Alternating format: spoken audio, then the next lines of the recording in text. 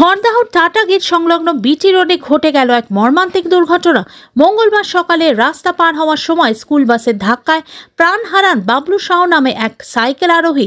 দ্রুতগতির একটি school bus signal বন্ধ থাকা অবস্থায় নিয়ন্ত্রণ হারিয়ে বাবলু সাউ সহ আরও দুজনকে ধাক্কা মারে। বাসের চাকার তলায় পিষ্ট হয়ে ঘটনাস্থলে মৃত্যু হয় বাবলু সাউয়ের।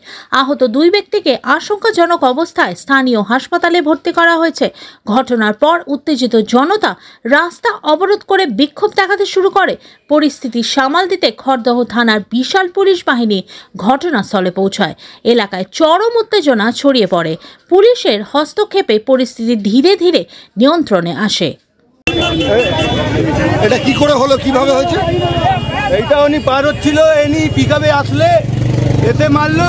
যদি ব্রেক নিয়ে নিত তাহলে অ্যাক্সিডেন্ট হতো না। এনি ভাবলে কি আমি চড়িয়ে বেরিয়ে যাবো, পালিয়ে যাবো।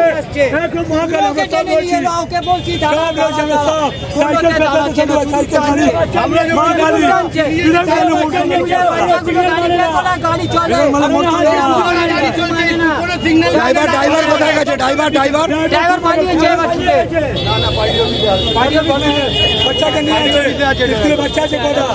ওর গাড়িতে কত স্কুলে বাচ্চা আমরা নামিয়ে সাইড করে দিলাম বাচ্চাদের।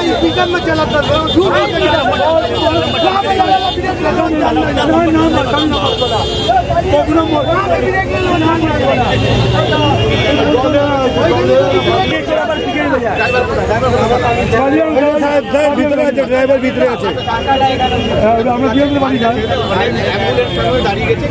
রাস্তা